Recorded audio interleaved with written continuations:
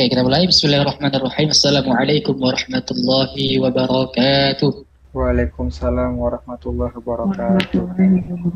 Alhamdulillahirrahman. 'Allamal Qur'an, khalaqal insan, 'allamahul bayan. Wassalatu wassalamu ala Rasulillahil hayyir rahman, sayyidina wa maulana Muhammadin al-aman wa ala alihi wa sahbihi ajma'in. Amma ba'd. Ya ahbaballah ya ahbab Rasulillah sallallahu alaihi wasallam. أوصي نفسي وإياكم بتقوى الله فقد فاز المتقون ولا تموتن إلا وأنتم مسلمون. فقال تعالى: يا أيها الذين آمنوا اتقوا الله حق تقاته ولا تموتن إلا وأنتم مسلمون. صدق الله العظيم. رب اشرح لي صدري ويسر لي أمري واحلل عقدة من لساني يفقهوا قولي. اللهم حبب القرآن واجعل القرآن حجة لنا ولا حجة علينا من رب العالمين. Baik, alhamdulillah, segala puji bagi Allah Subhanahu wa taala yang telah mempertemukan kita kembali, ya, masih memberikan kesempatan buat kita untuk memperbaiki kualitas hidup kita dengan menambah lagi ilmu, dengan mempelajari ilmu Al-Qur'an tentunya untuk bisa meningkatkan kembali kemampuan kita dan pemahaman kita mengenai ilmu Al-Qur'an, yakni dalam bidang tajwid. Dan alhamdulillah pada hari ini kita sudah masuk ke pembahasan mengenai nun sakinah dan tanwin, sudah masuk ke pembahasan ikhfa dan ikhfa hakiki.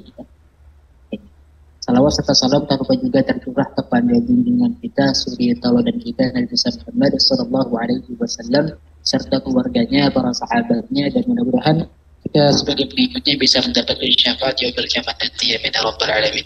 Tapi bagaimana kabar antum sekalian? Kaifa halukum? Alhamdulillah baik Pak. Alhamdulillah. Teh ini gimana kabarnya? Alhamdulillah baik. Alhamdulillah. Oh, ya. Baik, kalau gitu kita langsung saja ke materi. Ya, materinya agak sedikit panjang, sedikit aja. Nah, dilihat dari judulnya Al-Ikhfa Al-Hakiki. Kita sebelum mulai seperti biasa kita baca niat terlebih dahulu. Bismillahirrahmanirrahim. Nawaitu ta'alum wa ta'alim wa naf'a wal intifa' wal mudzakarah wa tadhkir wal ifadah wal istifadah wal hatta ala tamassuki bi kitabillahi wa sunnati rasulillahi sallallahu alaihi wasallam wa du'a ila al-huda wa dalalata ala al-khair ibtigha'a mardati wa qurbi wa thawabi wa husnil khatimah ma'al lutfi wal 'afiyah was salahil 'aqibah bi rahmatika ya arhamar rahimin. Baik, juga kita berlindung dari ilmu yang tidak bermanfaat. Allahumma inni a'udzu bika min ilmin la yanfa' wa min qalbin la yakhsha' wa min nafsin la tashba' wa min da'watin la yustajabu laha, amin ya rabbal alamin. Baik, kita langsung ke materinya tadi mengenai al-ikhfa hakiki kayak gitu. Berarti ini masih di nun sakinah dan tanwin, ya. Ini adalah pembahasan terakhir di nun sakinah dan tanwin, yakni hukum ikhfa. Ya, mungkin kalian sudah pernah mendengar mengenai ikhfa atau bahkan pernah mempelajarinya begitu. Tapi mungkin dari segi praktiknya masih ada yang clear gitu. Meskipun kita kan di Indonesia sebenarnya atau bahkan di mayoritas kita itu membacanya itu menggunakan riwayat Hafs sebenarnya. Tapi kalau menggunakan riwayat Hafs seharusnya ikhfanya itu benar sesuai dengan riwayat. Tapi dalam kenyataannya masih banyak sekali secara umum itu masih belum mempraktikkan ikhfa yang sesuai dengan riwayat ini. Nah, maka dari itu kita akan coba untuk pelajari lebih dalam. Ini kita akan melihat poin-poin yang akan kita bahas mulai dari pengertian, huruf-huruf, terus juga pembagian tingkatan dari ikhfa tersebut, cara pengucapannya, terus tafkhim dan tarqiq pada gunnah, dan yang terakhir ada peringatannya atau kesalahan-kesalahan ketika mengucapkan huruf ikhfa. Kita mulai dari yang pertama dulu, yakni bahasan mengenai pengertian kayak gitu. Tentunya dari segi target kita mengetahui, memahami, melafalkan dan juga membedakan, ya, seperti biasa mengenai hukum yang keempat ini yaitu al-ikhfa hakiki. Kita langsung masuk pengertiannya dari dari baitnya dari Al-Imam Al-Jamzuri. Kita sudah masuk ke bait. Ar-rabi'u ikhfa'u ikhfa'u dan hurufi wajib wa rabi'u. Ini hukum yang keberapa? Yang keempat. Dan yang keempat al-ikhfa. Ikhfa inda pada fadli bisa itu hurufi. Huruf-huruf hijaiyah wajibun yang wajib dan Oke, jadi hukum yang keempat itu ikhfa nih.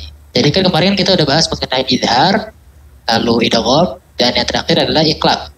Gitu. Atau kebalik. Terakhir iqlab atau idgham. Kemarin kita bahas mengenai iqlab kalau tidak salah. Ya nggak? Iklan. Iqlab. Oke, mari kita bahas mengenai iqlab terakhir. Nah, kita masuk ke pembahasan hukum nun sakinah dan tanwin yang keempat nih. Nah, kalau yang keempat ini tinggal sisanya aja gitu. Cuman sisanya banyak ini hurufnya. Ada berapa? Ada yang tahu nggak? 15 ya. 15 ya. Ada 15. Kita lihat dulu nih huruf-hurufnya. Nah, kalau secara bahasa kita lihat dari pengertian tadi. Secara bahasa, al-ikhfa itu artinya adalah as-satr atau menyembunyikan, tutupi atau halang. Kalau ibarat yang kemarin mengenai idgham, itu kan kalau misalkan idgham itu kan misalkan huruf yang pertama ya. Kelihatan? Huruf yang pertama. Huruf yang pertama. Itu huruf yang keduanya. Kalau misalkan idgham naqis berarti ada sisanya. Jadi kalau misalkan idgham kamil dia masuk semua. Masuk ke dalam atau huruf yang pertama. Nah, kalau misalkan ikhfa itu tidak masuk, tapi itu huruf yang pertama atau nun sakinah tetap dia di depan, sedangkan huruf yang kedua itu tidak. Jika kelihatannya sih masuk tuh, tapi ternyata dia ada di belakang. Jadi ikhfa itu artinya menutupi atau depan. Nah, kalaupun secara istilah itu arti langsung masuk ke bahasa Indonesia saja. Mengucapkan huruf dengan sifat di antara idhar dan idgham. Jadi kalau ikhfa ini di antara idhar dan idgham. Tapi dia bukan idhar, dia bukan idgham. Nah, dengan menanggalkan tasydid. Maksudnya menanggalkan ini adalah meniadakan. Jadi menanggalkan tasydid atau mungkin tidak atau meniadakan tasydid. Jadi tidak ada tasydid di huruf yang keduanya kayak gitu. Tapi disertai gunnah yang berasal dari huruf pertamanya, yakni nun sakinah atau tanwin tadi. Jadi itu mengucapkan ikhfa itu adalah dengan mengucapkan di antara jelas dengan masuk ya, atau di antara idhar dengan idgham tanpa ada tasydidnya, tapi disertai gunnah nih. Ada gunanya. Apa guna? Masih ingat kemarin? Guna. Dengung, betul. Atau suara yang keluar dari rongga hidung. Berarti ketika mengucapkan ikhfa nih, ya harus ada gunanya. Harus ada suara yang ada di rongga hidung, gitu ya. Harus ada tuh. Ya. Itu berasal dari huruf yang sebelumnya. Itu huruf nun sakinah atau tanwinnya. Gitu. Untuk huruf-huruf ya, seperti yang disebutkan tadi ada 15 huruf ya. Nah, ini tersusun dari bait berikut nanti setelah ini di bait yang ke-15 fi khamsatin min ba'di 'ashrin rabzuha fi kilmin hadzal bait qad dhammantuha. Jadi pada 5 atau 15 ya maksudnya ya. Ini 5 ditambah 10 gitu ya. Ada 15 rumusnya pada kalimat pada bait berikut ini. Nah, ini bait berikut ini yang ini ya. Bait yang pada bait yang ke-16 ini terhimpun huruf-huruf ikhfa yang 15. Tapi bukan semua ini ya, tapi depannya saja. Misalkan ini depannya apa? Shad. Ini dal, ta, kaf, dan seterusnya sampai dengan dha. Nah, ini kalau misalkan diartikan seperti. Jadi kalau ulama itu ya ketika menyusun huruf-huruf ini kan huruf-huruf acak gitu ya. Huruf-huruf ikhfa, tapi bisa disambungkan menjadi makna yang tersendiri kayak gitu. Yang mana artinya adalah bersifatlah dengan sifat orang-orang yang mulia. Berapa banyak orang yang menjadi mulia karenanya. Tetaplah konsisten dalam kebaikan, tingkatkanlah ketakwaan dan tinggalkan kezolim. Dari huruf-huruf ikhfa aja bisa ada makna seperti ini gitu. Itu para ulama seperti itu. Nah, jadi huruf-hurufnya itu ada huruf depannya ya, kayak gini ya. Huruf shad, huruf dal, ta, kaf, jim, dan seterusnya sampai dengan dha tadi. Ada 15. Terhimpun dari bait ini. Ya. Intinya dia bukan huruf idhar, bukan huruf idgham, dan juga bukan huruf iqlab yang 15 ya.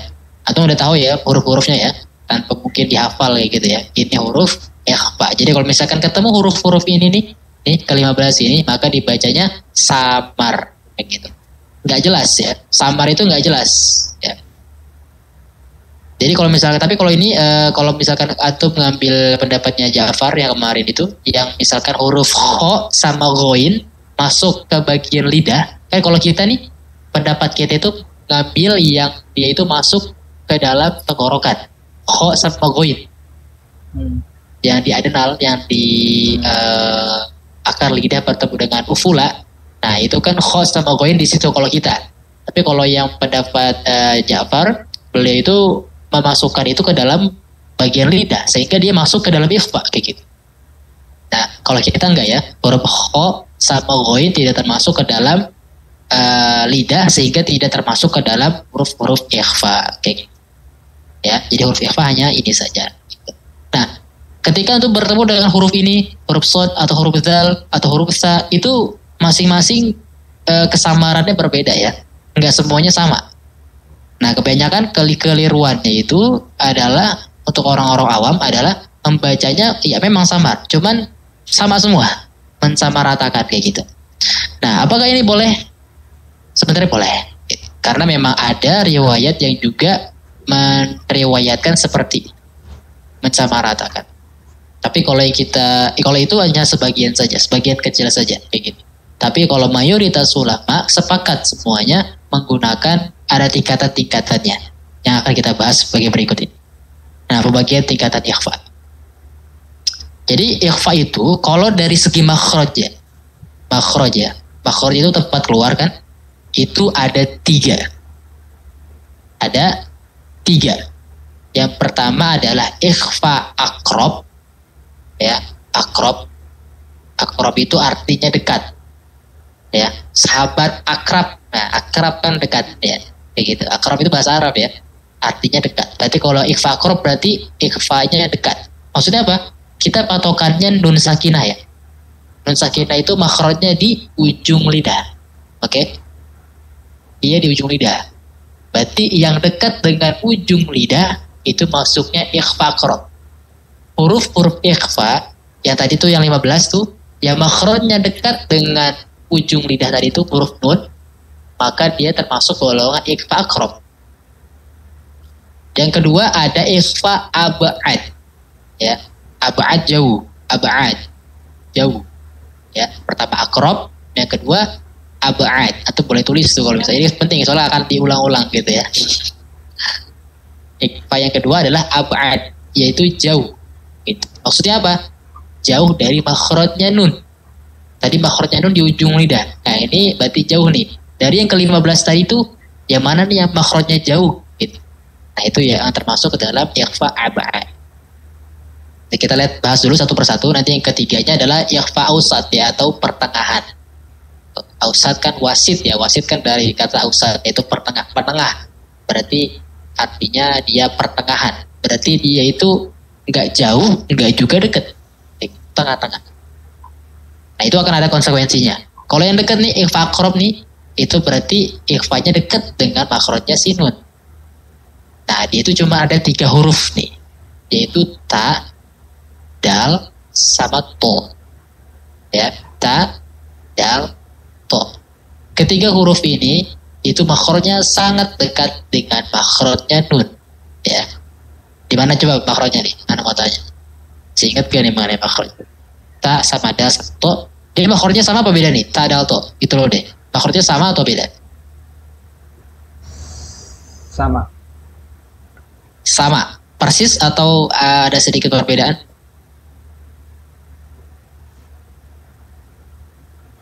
Untuk makhrajnya ya. Ta, da, to. Ta, da, to. Ta, da, to. Ta, da, to. Ta, da, to. Kalau kemarin Ketika untuk sukunkan, berhentinya itu sama nggak tuh?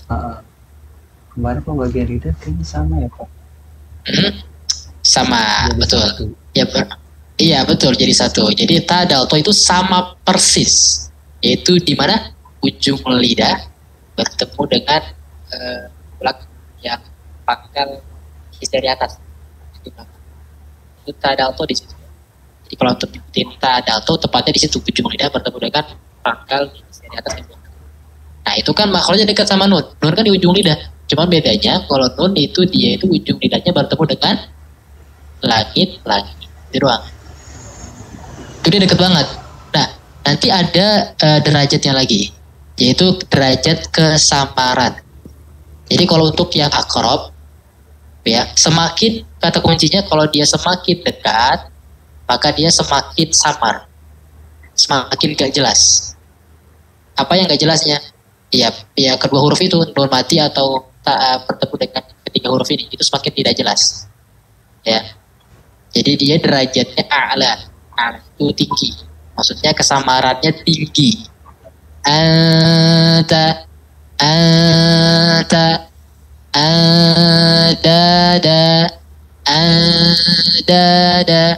kalau misalkan yang jelas kan gini, anta gitu ya, anta gitu, nunnya jelas kan jadinya. Kalau ini kan nggak jelas, ada gitu. Auto itu nggak jelas dan kesamarannya tinggi dan cenderung suaranya itu lebih banyak kumpul di mulut. Tadi kan ingat ya, dia itu disertai guna, yaitu suara yang ada di rongga hidung. Berarti ada suara di rongga hidung dong. Nah untuk yang sifatnya yang ikhfa akrab ini, dia itu kesamarannya atau suaranya lebih banyak di mulut dibandingkan di rongga hidung. Jadi kesamarannya itu tinggi. Kalau yang abad, karena dia jauh nih tadi ya, akhirnya hurufnya cuma ada 2 dari yang 15 tadi, itu qaf sama ka. Nah, qaf sama ka. Dia makhrajnya sama apa bedanya? Sama persis atau sama aja? Karena kan ada yang sama persis, ada yang sama aja, sekedar sama. Sama aja. Sama aja, betul. Tidak sama persis ya. Karena qaf di langit yang bulat, kalau kaf yang perbatasan akhir depan. Nah kalau dia itu derajat kesamaran itu adana itu maksudnya rendah. Jadi kesamarannya rendah, maksudnya rendah itu semakin jelas, ya semakin jelas. Maka dari itu dia suaranya itu seperti ang dalam bahasa Indonesia. Minkum gitu ya, gak minkum enggak. Tapi dia minkum itu kalau kaf. Kalau qaf mil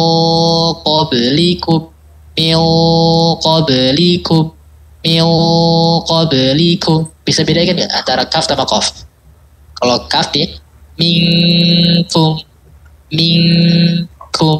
Kalau qaf mil qablikum.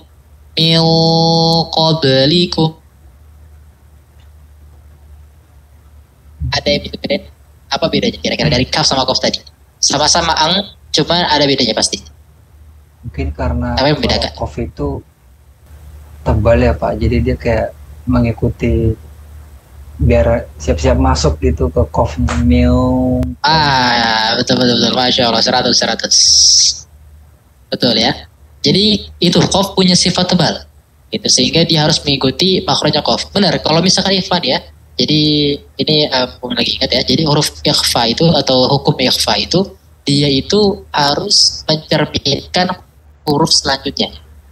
Jadi kesamarannya itu meskipun samar, meskipun nggak jelas, tapi dia itu harus mencerminkan huruf berikutnya. Ya.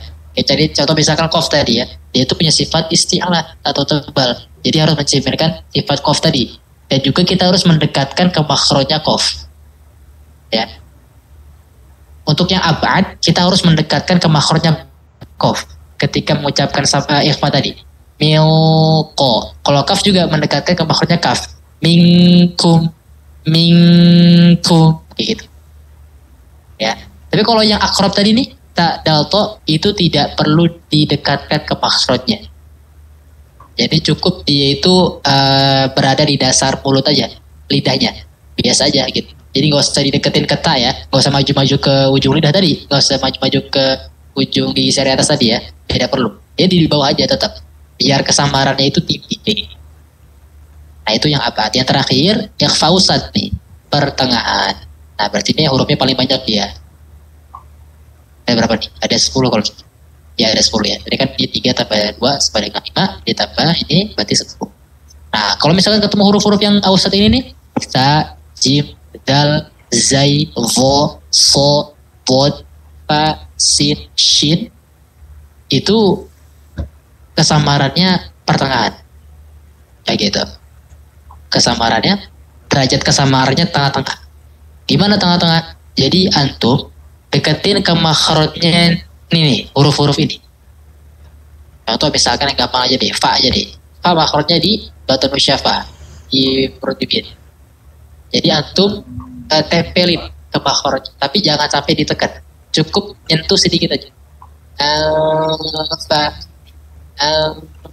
fa, fa, cukup ditempelin. Lunak. Jangan kencang-kencang. Kalau kencang-kencang jadi jelas. Fa, fa.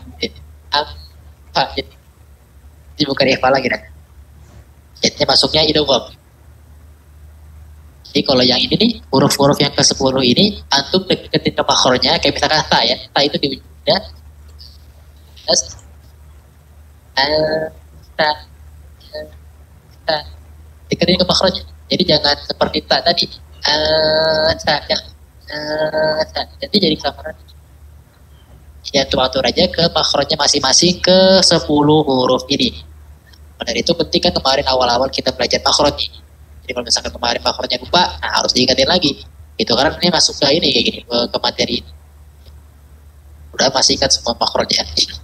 Jangan lupa di jim tadi kemarin, ya, Pak. Di ujung lidah kali ini. Salah ya, harusnya di tengah. Oh di mana nih? Oh di ujung lidah kali ya? Bukan, itu di samping. Jadi harus ingat materi. Di sini mungkin ada pertanyaan dulu nih. Untuk derajatnya tadi martabatul wusta. Insya Allah jelas Pak. Jelas ya. Oh iya Pak. Kita lanjut ya. Yang terkait ikhfa abad itu, Ana pernah dengar atau emang Ana sempat tahu gitu ya. Khusus K itu sama ko ini kan yang udah dijelasin tadi ya Pak. Kalau ko kan kayak lebih tebal untuk masuk. Kalau K ini jelas aja engnya gitu. Iya. Harus jelas gitu ya Pak ya. Atau nggak perlu pakai eng itu, maksudnya nggak sampai sejelas eng tapi angka gitu, kayak nggak harus eng banget. Oke. Iya. Oke. Kalau misal itu, jadi kalau yang tadi, yang wastul dulu ya, kita lihat wastul ini tadi dia ditempelinnya cukup sedikit saja. Maksudnya secara lunak gitu ya, hanya sekedar nempel, cuma kayak nggak nempel gitu. Nah, tapi kalau yang akrob tadi itu dia nggak nempel sama sekali, bahkan menjauh ya di dasar tadi. Tapi kalau yang abad ini harusnya justru menempel, ya, menempel di makhrajnya persis. Kayak kaf tadi makhrajnya di mana? Di situ ya. Sehingga itu mengakibatkan makhraj yang guna atau khaysyum itu aktifnya aktif banget. Sehingga ketika antum tutup ya, itu nggak akan bisa ngucap lagi. Misalkan ingkup ya, itu nggak bisa ngucapin. Berarti itu udah sempurna. Nah itu yang ikhfa yang sempurna ketika bertemu kaf dan juga qaf ya. Qaf juga begitu. Bedanya cuma tadi ketebalannya aja.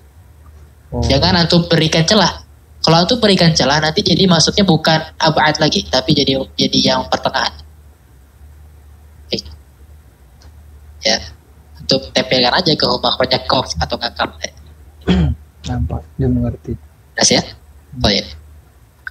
Kita lanjut.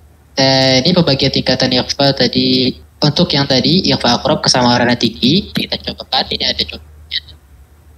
Ini huruf ta dalto tadi ya, baik itu nun mati atau tanwin ya, sama-sama dia. Gak ngaruh ya. Jadi dia itu kesamaran tinggi. Kita coba ya, nanti atau coba-coba di situ juga. Boleh open mic juga, boleh matikan juga. Tilqai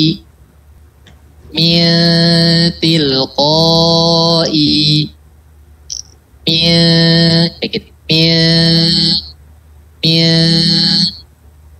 Kalau yang dal duni taruh lidahnya di dasar, jangan sampai dekat ke makhrajnya dal, gak usah. Dia taruh aja di dasar. Duni. Nah kalau yang bawah nih, dia makhrajnya sama kan, cuman bedanya kalau to itu ada tebalannya. ya ketebalannya. Miltin, miltin, miltin. Tinggal diangkat aja pangkal lidahnya agar kedengaran itbaknya si to itu. Jadi kesabarannya tinggi. Kalau yang abad tadi ya, op sama kaf kesabarannya rendah. Kalau yang atas ini bacanya milqibli, milqibli, milqibli. Usahakan suaranya itu langsung masuk ke popnya.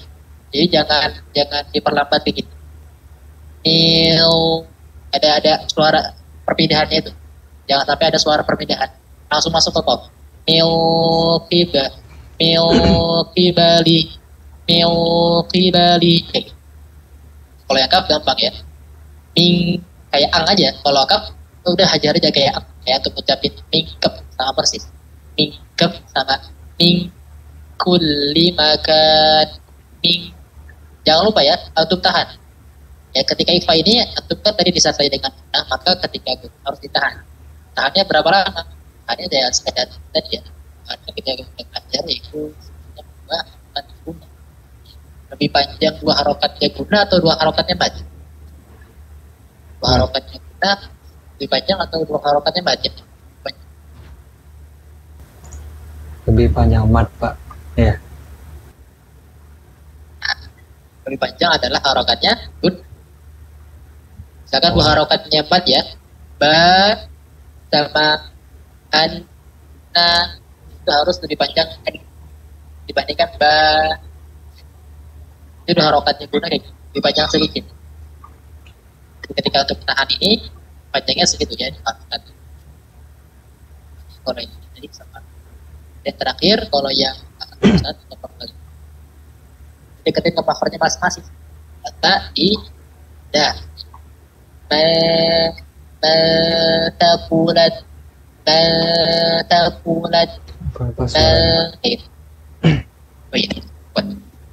Masakulat kayak gitu.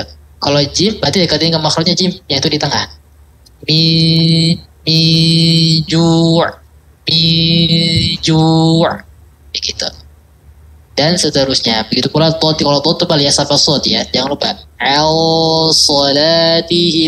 Al-salatihim Mil-dhari' untuk yang nah untuk takhfif dan tatbik. Jadi itu ada yang paling tipis tergantung tadi ya. Kalau depannya dia isti'ala maka dia tebal. Tapi kalau depannya tebal maka dia tatbik.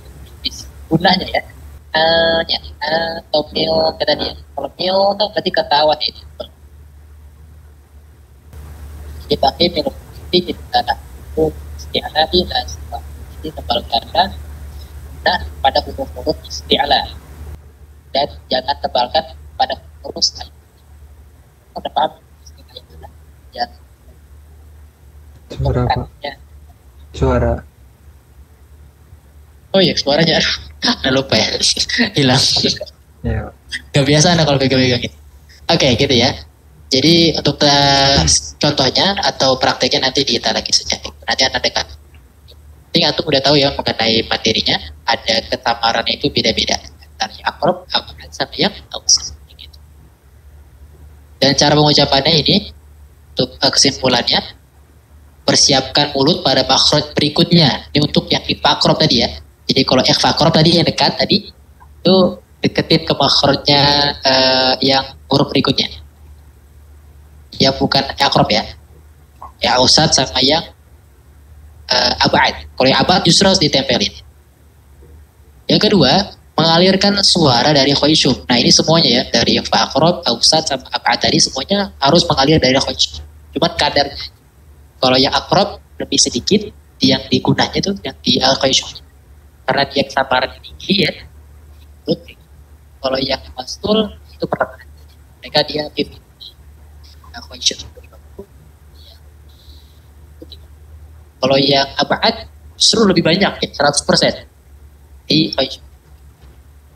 Kalau yang ketiga, bersama dengan itu sebagian masih diajarkan oleh jauh. Nah, semua itu ada sedikit yang atau harus ada bagian suara yang ada di al-jauh ya. Jadi jangan semuanya di al-khayshum. Kecuali yang tadi ini. Kecuali yang ab'ad. Kalau yang keempat itu lidah sedikit dijauhkan dari makhrajnya, ya tadi ya kita jelasin untuk akrob itu dijauhkan saja di dasar agar itu kesabarannya tinggi. Yang kelima, ketika mengucapkan ikhfa ab'ad yang jauh tadi itu alirkan suara alir melalui jauh secara halang. Nah, jadi kalau yang ab'ad tadi karena dia itu kita tempelkan maka dia terhalang kayak gitu. Suaranya dari mulut itu terhalang, dari al-jawf itu terhalang sehingga dia suaranya keluar dari rongga hidung. Nah, sehingga keluarnya itu sempurna mengalir dari al-khayshum gitu. Nah, begini untuk gambaran. Untuk yang tadi ya, ini yang kaf tadi yang untuk tanyakan. Jadi karena dia nempel banget tuh, maka dari itu suaranya dia keluar nyari yang keluar dari itu di al-khayshum tadi. Nah, berikut adalah beberapa kesalahan. Ini 1 menit lagi mati nih ya. Wih. Lihat lagi. Oke, jadi beberapa kesalahan. Ini kalau mati gimana ya? Kita lanjut lagi nanti pakai link atau kali ya, atau gimana? Siap. Iya Pak, oke. Sebentar lagi sih ya. Oke, berikut lagi. Jadi ada beberapa kesalahan. Yang pertama adalah terlalu tergesa-gesa dalam mengucapkannya. Nah, jangan terburu-buru ya ketika untuk mengucapkan ikhfa tadi ya. Meskipun nanti ada Oke. Berikut beberapa lahan. Kita lanjut lagi ya. Berikut beberapa lahan ketika mengucapkan ikhfa. Lahan itu kesalahan, kekeliruan. Yang pertama tadi adalah terlalu tergesa-gesa ketika mengucapkannya. Ya, meskipun tadi ketika untuk baca mungkin temponya tempo yang hadar atau tempo yang cepat begitu. Meskipun begitu jangan tergesa-gesa. Harus tetap memberikan hak dan mustahak dari sifatnya tadi. Begitu. Harus ada gunanya dan tingkatan-tingkatannya tadi begitu. Yang kedua, mengizharkan bacaan khususnya ketika membaca ikhfa akrob. Nah, misalkan contoh ya tadi anta harusnya begitu, tapi antum bacanya dijelasin anta ya, gitu ya. Itu jadi kekeliruan. Apakah termasuk kekeliruan yang jali? Enggak juga sih ya, tapi kekeliruan khafi. Berikut yang ketiga, membaca dengan kesamaran yang tinggi ketika membaca ikhfa ba'ad. Ya, qaf sama kaf tadi itu harusnya kan rendah dia. Milko atau mingkum tadi ya. Tapi antum bacanya kesamarannya itu malah tinggi. Mikum gitu ya. Itu jadi aneh. Milko itu malah jadi ribet. Kalau misalkan antum gunakan seperti itu jadinya ribet. Kenapa? Karena yang tadinya di dasar lidahnya tiba-tiba langsung naik lagi ke pangkal. Gitu. Itu jadi ribet. Karena emang kata kuncinya dari kita baca tajwid ini adalah kita cara membaca. Yang keempat, menyamarkan keadaan mulut dan suara ketika baca ini. Nah, ini tadi ya. Sebelum kalian belajar materi ini kan masih menyamaratakan. Nah, sekarang karena udah tahu, jadi jangan sampai menyamaratakan semua keadaan yang tadi tingkatan-tingkatan. Yang kelima, menebalkan ikhfa tarqiq dan menipiskan ikhfa tarqiq. Nah, ini ya. Yang tebal jadi tipis, yang tipis jadi tebal. Jangan sampai seperti itu. Dan yang keenam, menambah kadar panjang huruf sebelum. Nah, contohnya yang ini ya. Minkum jadi minkum. Jangan ya.